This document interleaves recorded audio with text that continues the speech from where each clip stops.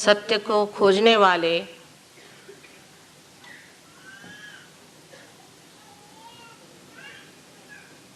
सर्व आत्माओं को हमारा प्रणिपात।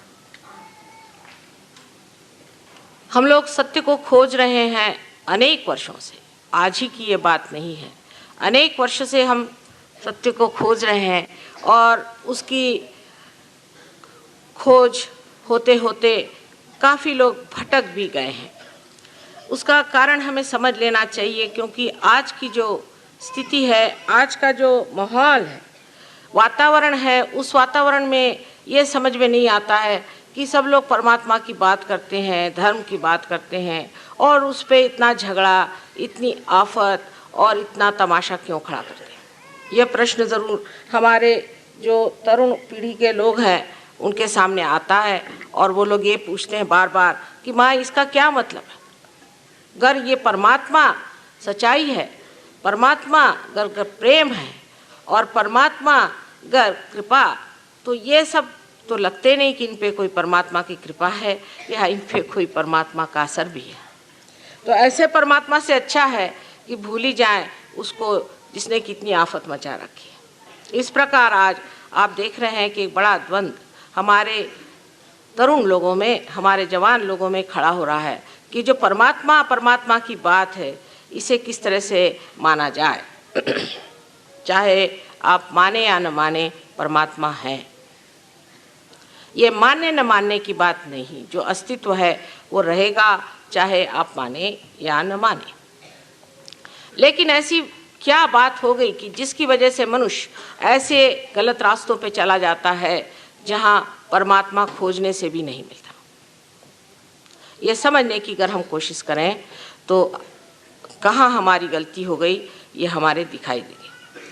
अब सहज योग जो है, सहज, सह माने आपके साथ, जो माने जन्मा हुआ, जो आपके साथ जन्मा हुआ योग का कार्यक्रम है, जो आपके लिए योग की युक्ति है।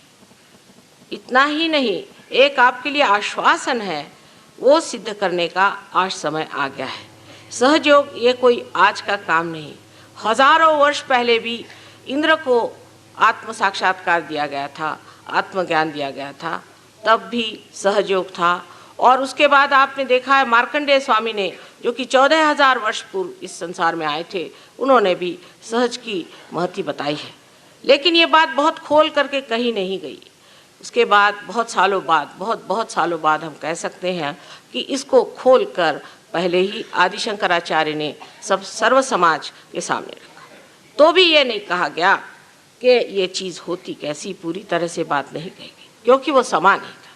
कृष्ण ने भी कहा कि आपको आत्मा को जान लेना चाहिए, जिसने आत्मा को जाना वही समझ सकता है। क्राइस्ट ने भी यही कहा कि आपका पुनर्जन्म होना चाहिए। बुद्ध ने कहा, महावीर ने कहा, सब ने ये कहा कि आपका पुनर्जन्म होना चाहिए। लेकिन इस बात को खोल करके आदि शंकराचार्य ने बताया कि इसके सिवाय कोई और इलाज आपका नहीं है। जब तक आपके अंदर से चैतन्य की सौंदर्य लहरियाँ नहीं बहेंगी, तब तक सलीलम सलीलम उन्होंने कहा, तब तक ये शब्द जाल छूट नहीं सकते। लेकिन सबसे ज़्यादा मैं कहूँ कि नानक साहब और कबीरदास जी, इन लोगों ने तो पूरी तरह से कोशिश करके और जो सत्य उसे सामने रखा कि कुंडलिनी के जागरण के सिवा कोई भी कार्य सिद्ध नहीं हो सकता। लेकिन उनका बोलने का ढंग इतना ज़बरदस्त और इतना ज़ोर का था कि लोग उसे समझ नहीं पाए। और यही बात मैंने महसूस की कि इस दुनिया में जब तक लोगों को आप आत्मज्ञान नहीं देंगे, उसकी बातचीत करना बड़ा बेकार सा हो जाएगा। जैसे गीता लिख दी, वो लोग पढ़ पढ़ के बेकार हो गए। उसके बाद और कोई ज्ञान की बात लिख दी, जिसे पढ़ पढ़ के लोग बेकार हो गए। लेकिन अब जो बात है वो करने की, दिखाने की, बतलाने की नहीं रही। और वही बात सोच करके मैंने इस पर बहुत जानने की कोशिश की कि मानव में कौन से दोष होते हैं, इसमें कौन सी तकलीफ़ें होती हैं जिसके कारण ये परमात्मा को नहीं जान पाता है। और काफ़ी उम्र तक इस पर मेहनत करने पर एक दिन सहज में ही मैंने सोचा कि सहस्त्रार के खोलने से ही सब ठीक हो जाएगा, और उसी प्रकार ये सहयोग हमारा प्रस्थापित हुआ। अब इसमें जान लेना चाहिए संक्षिप्त में कि ये जीवंत प्रक्रिया हमारे अंदर है, जीवंत। जैसे कि हम एक अमीबा से इंसान बने हैं, उसी तरह से आज इंसान से हमें अतिमानव बनना है, और वो भी एक जीवंत क्रिया से होना।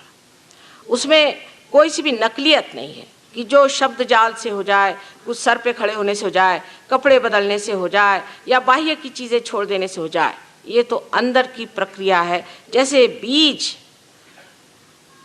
आप उगाना चाहते हैं, उसमें अगर अंकुर आना है तो उसे आपको माँ के हृदय में डालना होगा, उसको इस पृथ्वी के पेट में डालना होगा, और वो अपने आप अकस्मात सहज में ही अंकुरित होता है। कैसे होता है क्या आप बता सकते हैं? एक फूल फल कैसे होता है आप बता नहीं सकते। इसी प्रकार सहज योग जो है वो भी एक अद्भुत घटना ज़रूर है, लेकिन ये किस प्रकार होती है ये हम बता सकते हैं, क्योंकि मनुष्य के जितने भी कार्य हैं वो सब ज्ञात होने चाहिए। और इसलिए आप जान सकते हैं कि अपने अंदर जो कुंडलिनी स्वरूपा शक्ति है, जो त्रिकोणाकार अस्थि में बैठी हुई है, वो जागृत होने से ही आत्मबोध होता है।